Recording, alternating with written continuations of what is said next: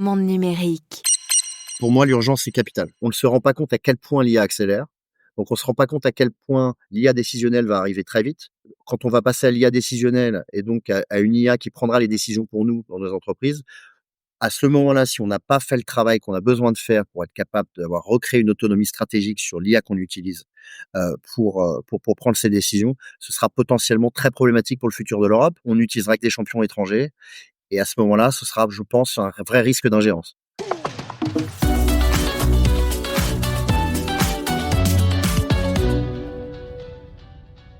Bonjour Christophe Grosbeau, Bonjour Jérôme. vous êtes directeur stratégie de l'Innovation Makers Alliance, autrement dit IMA. Avant toute chose, de quoi s'agit-il exactement? Qu'est-ce que c'est l'IMA? Alors l'IMA est un groupement, c'est une association loi 1901 qui est structurée en consortium, en groupement d'intérêt. Ça fonctionne un peu comme un GIE, mais c'est un groupement qui réunit aujourd'hui 150 organisations. Pour simplifier les choses, je dirais une bonne partie des grands groupes français, alors une bonne partie du CAC 40, des Mmh. ministères, des grandes administrations du pays, un certain nombre de TI, des collectivités territoriales aussi assez nombreuses, des centres de recherche, le CEA, l'INRIA, ce type d'acteurs, et puis quelques acteurs aussi du monde de l'éducation, des acteurs comme Polytechnique ou autres écoles. Donc nos grands sujets, c'est l'IA, la robotique, la cybersécurité, la data, le cloud, en fait tout ce qui va être structurel et apporteur de valeur pour une entreprise. Alors, vous, publiez un manifeste stratégique visant à renforcer la souveraineté numérique de la France et de l'Europe. Christophe Grosbeau, concrètement, ça veut dire, un peu moins de Word, Excel, Office, Google et cetera dans les entreprises et un peu plus de, je sais pas quoi justement, mais en tout cas des solutions souveraines, au pire européennes, au mieux françaises? L'idée est pas de dire que les entreprises devraient complètement arrêter d'utiliser des solutions américaines. L'idée est de se dire que sur certains axes stratégiques, heu, pour le futur, je pense que l'IA en est un, par exemple, puisque avant le cloud était une problématique de données. Vous n'aviez pas envie que vos informations, évidemment, soient potentiellement, observées par des acteurs étrangers et pas pour des risques d'ingérence qui étaient là, mais réduits. Aujourd'hui, la problématique, c'est une problématique d'intelligence. Vous achetez de l'IA à l'étranger. Donc si vous achetez de l'IA à l'étranger, en réalité, c'est vrai que demain, pour l'IA décisionnelle, donc de l'IA qui aidera les décisionnaires en entreprise à prendre des décisions, si cette IA est apportée par un acteur qui est hors de l'Union européenne et que cet acteur décide demain d'influencer négativement l'ensemble de nos entreprises, il pourrait potentiellement le faire. Je dis pas que c'est un risque qui est réel. Je dis pas que les Américains demain vont le faire. Ils en auraient la possibilité. Alors certaines des menaces récentes ou des semi-menaces, disons, à demi-mot, provenant des États-Unis, que ce soit envers la Chine ou envers l'Europe sur l'utilisation de l'IA, peuvent laisser penser que c'est un danger. Donc pour revenir à votre point, l'idée n'est pas de se dire que personne ne doit utiliser Office 365. À l'inverse, c'est une solution hyper capable. L'idée est de se dire que sur certaines logiques métiers et sur certains axes critiques, que les entreprises aient une capacité d'autonomie qui leur permette de ne pas, utiliser de solutions, hors Union européenne. Demain, les Américains pourraient potentiellement, via tous les outils qu'ils ont, influencer complètement nos élections, via les réseaux sociaux qu'ils contrôlent, être capables d'influencer ce que font l'ensemble de nos collaborateurs en entreprise. Mmh. Aujourd'hui, c'est les Russes et les Chinois qui s'en chargent, hein, pour parler clair. Oui, mais ce que je veux dire, c'est que, enfin, des gens parlent de l'avènement d'une guerre froide technologique. Est-ce que c'est le cas? Est-ce que ce n'est pas le cas? C'est pas vraiment la question. Le concept, c'est de se dire: l'Europe a la capacité aujourd'hui de potentiellement construire son futur de manière indépendante. L'Europe ne le fait pas pour le moment. L'Europe doit le faire. Une guerre froide technologique, vous dites. Il y a urgence aujourd'hui, à réagir selon vous, Christophe Grosbeau? Pour moi, l'urgence, c'est capital. Absolument capital parce que ma vision du marché est que on ne se rend pas compte à quel point l'IA accélère. Donc on se rend pas compte à quel point l'IA décisionnelle va arriver très vite. Genre l'agentique, la première fois que j'en ai entendu parler, c'était il y a 1 an et demi. Aujourd'hui, l'ensemble de nos groupes sont tous en train d'implémenter de l'agentique de manière massive. Hem, Mmh. Quand on va passer à l'IA décisionnelle et donc à une IA qui prendra les décisions pour nous, pour nos entreprises, à ce moment-là, si on n'a pas fait le travail qu'on a besoin de faire pour être capable d'avoir recréé une autonomie stratégique sur l'IA qu'on utilise, pour prendre ces décisions, ce sera potentiellement très problématique pour le futur de l'Europe. Parce que dans 30 ans, dans 40 ans, on ne sait pas comment les choses peuvent évoluer et comme on n'aura pas créé ces champions, on n'utilisera que des champions étrangers et à ce moment-là, ce sera, je pense, un vrai risque d'ingérence. Un vrai risque de fin de notre indépendance. En fait, pour répondre à votre question, parce que je la trouve hyper pertinente, en fait, le, le sujet de la souveraineté numérique est un sujet dont tout le monde parle depuis très longtemps. Le sujet du cloud européen, tout le monde en parle et on sait avec quel succès depuis très longtemps. Mais parce qu'à l'époque, c'était pas si important. Mettre vos données à l'étranger, c'est problématique, certes, mais c'est pas Mmh. aussi important. C'était un risque théorique. C'était un risque théorique. Là, aujourd'hui, ça va être un vrai risque. Vous allez acheter votre intelligence ailleurs. Je pense Mmh. que c'est assez, évident pour n'importe qui, même quelqu'un du grand public qui ne comprend pas forcément très bien le marché technologique, que c'est extrêmement risqué que d'acheter vos décisions, d'acheter en fait, ce que vos choix, heu, à un acteur étranger. Alors, dans votre manifeste, vous faites 33 propositions pour rétablir une souveraineté numérique. Quelles sont-elles, ces propositions, par exemple? Parmi les 33 recommandations, vous avez des choses qui se gèrent au niveau de l'Europe. Vous avez des choses qui se traitent au niveau de la France, qui sont des actions de régulation, des marchés, créer un Small Business Act, par exemple, on pourra le faire en France avant de le faire en Europe. Le fameux Small Business Act, ouais, Exactement, ouais, qui n'a jamais vu le jour. qui n'a jamais vu le jour. Et enfin, ce que je voulais vous dire, c'est qu'il y a d'autres choses qui sont beaucoup plus pratiques, et qui en fait se font directement entre entreprises, pour laquelle on n'a pas forcément besoin, des pouvoirs publics ou de l'Union européenne, comme par exemple, centraliser les besoins technologiques de tous les grands groupes français.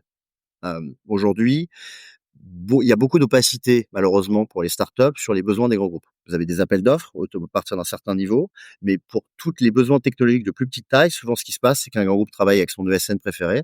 Cet ESN travaille avec des acteurs qui sont déjà identifiés, qui sont déjà référencés, et en fait, Donc l'ensemble. ESN, entreprise de services numériques, Ouais, c'est ça, hein? exactement. Mmh. Excusez-moi, et donc l'ensemble des finalement des startups du pays qui ont peut-être des solutions superbes qu'elles pourraient proposer à ces grands groupes, n'ont même pas connaissance en fait de ces besoins.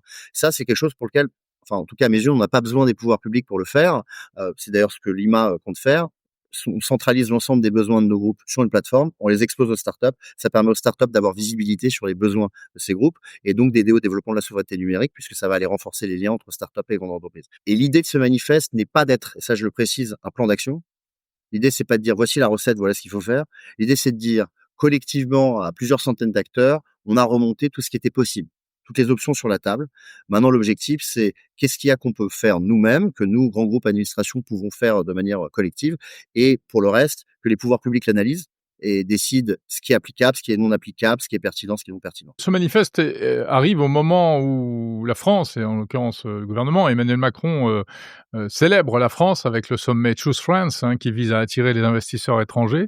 Est-ce que c'est une espèce de contre-feu pour dire, «Attention, il y a la vitrine de Choose France, mais derrière, il y a encore beaucoup de travail à faire pour que, les entreprises puissent, passer véritablement au numérique sans être, eh bien, totalement esclaves de ces technologies étrangères?» Je pense que c'est pas forcément un contre-feu, ça va un peu dans la même logique, c'est pour aider au développement technologique du pays et du territoire européen. Choose Friends d'ailleurs a cette dimension particulièrement, nationale, là où le manifeste qu'on a sorti a surtout une dimension européenne, puisque je pense que la souveraineté numérique est un sujet qui doit être porté par l'Europe. Tout ce qu'on va faire aujourd'hui en France, on doit pouvoir le répliquer ensuite dans les autres pays. On doit d'ailleurs, à mon avis, souvent montrer l'exemple. En tout cas, c'est comme ça que je le vois. La France doit pouvoir montrer l'exemple sur des sujets, pour qu'ensuite les autres pays se disent que c'est possible et qu'ils aient envie de le faire. Si on ne le fait pas comme ça, et qu'on imaginez par exemple que chaque pays européen soit, concurrent sur les marchés technologiques, et bon, je pense qu'on n'arriverait malheureusement pas à pouvoir lutter de manière, à armes égales avec les Américains ou avec les Chinois. Parmi vos propositions, il y a également la création d'un bonus souveraineté. Qu'est-ce que ça veut dire? C'est une idée qui a été remontée, par plusieurs acteurs que d'ailleurs j'ai trouvé très intéressante, qui est de se dire que de la même manière qu'on a un bonus écologique, par exemple sur l'achat de voitures, hein, ou de la même manière que vous avez, pour le mécénat par exemple ou pour l'art souvent une défiscalisation, on pourrait imaginer une défiscalisation ou en tout cas un bonus apporté par l'État pour l'achat d'une solution technologique souveraine. Qui ferait que soit vous avez, je sais pas, une réduction d'impôt sur les sociétés ou un bonus qui est apporté par l'État quand vous devez acheter une licence, par exemple une solution SaaS de quelque chose qui est créé en France ou créé en Europe. Mmh. Ça permettrait de rendre encore plus intéressant, évidemment, en termes de prix, les offres technologiques souveraines. Mais on n'a pas le droit de faire ça. On a Est-ce qu'au regard des règles européennes, ce serait possible? Pour ce qui est d'un bonus, on a absolument le droit, bien sûr. L'État pourrait complètement, Ouais, avoir un fonds, de solidarité à la souveraineté numérique et décider que pour l'achat de solutions souveraines, l'État va payer un bonus aux entreprises pour choisir ces ouais. solutions. Sans que ce soit pour autant une distorsion de concurrence? Sans que ce soit pour autant une distorsion de concurrence, puisque ce serait un bonus qui serait, basé sur des marchés qui seraient considérés comme des marchés stratégiques et que sur des marchés stratégiques, vous avez le droit de considérer que, vous faites une défense du territoire sur des aspects. Vous évoquiez quelque part un manque de communication entre les grands groupes et les startups, ou en tout cas les fournisseurs de solutions. Mais est-ce que c'est uniquement ça le problème? Qu'on a les outils Est-ce qu'on a des outils, à la hauteur, capables de rivaliser avec les solutions technologiques américaines? On a sur tous les secteurs technologiques des solutions qui sont aussi intéressantes et aussi capables que ce qui se fait ailleurs. La seule problématique qu'on a, c'est que comme on a moins d'argent qui est dedans, Mmh. c'est souvent siloté. Donc on a des solutions qui sont sur des axes et sur des problématiques, vous voyez ce que je veux dire, métiers spécifiques et Précise, on n'a très pas de pointue. solution packagée complète. Mmh. C'est beaucoup plus compliqué d'ailleurs pour nous en Europe de le faire parce qu'on n'a pas les fonds pour évidemment, lutter à armes égales. Mais je vous jure que sur Interstice, Jalios, James Pulse, on va être parfaitement capable en fait, de faire ce que font plein d'acteurs américains. La problématique, comme je vous dis, c'est le coût de changement. Donc le fait que comme tous vos collaborateurs vont utiliser telle chose ou telle chose ou telle chose, c'est compliqué de changer. Et la deuxième problématique, c'est une problématique que vous venez de remonter vous-même, qui est le manque de connaissance des décideurs dans les grands groupes de ce qui est possible sur le marché. C'est là qu'une plateforme, par exemple, peut aider. C'est là que des rencontres comme ce que nous, on essaye de faire peuvent aider. C'est là que ce que les événements, par exemple, de France Digital ou de la French Tech aident. C'est être capable de faire connaître davantage tout ce que la France produit et tout ce que l'Europe produit comme solutions intéressantes sur tous les marchés sur lesquels aujourd'hui, massivement, qui sont des marchés contrôlés par les acteurs étrangers. Mais est-ce que la balle est pas justement dans le camp de ces grandes entreprises que vous représentez, qui parfois, on va dire un peu par facilité peut-être, ont tendance, à se jeter dans les bras des géants américains? C'est l'un des aspects les plus importants de la question. C'est comment convaincre des groupes privés qu'on peut pas forcer, si vous voulez, à faire des choix. Il faut il faut que qu'ils prennent une solution parce qu'elle est la plus compétente et qu'elle correspond à leurs attentes Mmh. Bien et sûr. qu'elle est au prix qu'ils souhaitent. Comment convaincre des groupes qui aujourd'hui ont déjà des contrats avec, plein d'acteurs étrangers Mmh. de switcher ou en tout cas de revoir leur positionnement. Ça, c'est la question essentielle et c'est, je pense une des solutions au problème, par exemple, comme je vous le disais, c'est créer du lien davantage entre les acteurs technologiques français et les grands groupes français. Si on en revient à cette idée de plateforme, par exemple, ou ce genre de choses. La solution, c'est de l'évangélisation, de l'acculturation, leur présenter au maximum, tout ce qui est possible. C'est aussi de la prise de conscience des risques. Donc c'est tout un ensemble de choses en fait qui mais vous avez raison, c'est la clé en fait, quasiment de la solution, c'est de s'assurer que les groupes français achètent beaucoup Mmh. plus auprès des entreprises françaises. Néanmoins, juste une autre partie de ma réponse, c'est oublier aussi que ce dont on a besoin, c'est pas seulement que les groupes français achètent aux entreprises françaises, c'est aussi que les groupes internationaux achètent à nos groupes, à nos Ouais, startups françaises. c'est dans les 2 sens. Il faut créer des champions qui aient une taille telle qu'ils soient capables ensuite eux-mêmes d'aller vendre aux Américains et d'aller vendre aux Chinois et d'aller vendre Mmh. partout sur terre. C'est uniquement à ce moment-là qu'on aura vraiment, une capacité d'autonomie stratégique européenne et une capacité d'influence mondiale. Si on n'est qu'un marché fermé, vous voyez ce que je veux dire? Ouais. Ça ne fonctionnera pas. Qu'est-ce que vous faites par ailleurs? Est-ce que vous êtes en contact avec les pouvoirs publics pour, avancer concrètement, que ce soit au niveau français ou au niveau européen? Donc on a prévu de remettre, et c'est l'objectif, ce manifeste au pouvoir public, dans les jours et les semaines qui viennent. Comme je vous le disais tout à l'heure, l'objectif c'est qu'ils puissent s'en emparer, voir ce qui est pertinent ou non et voir ce qu'ils veulent mettre en place.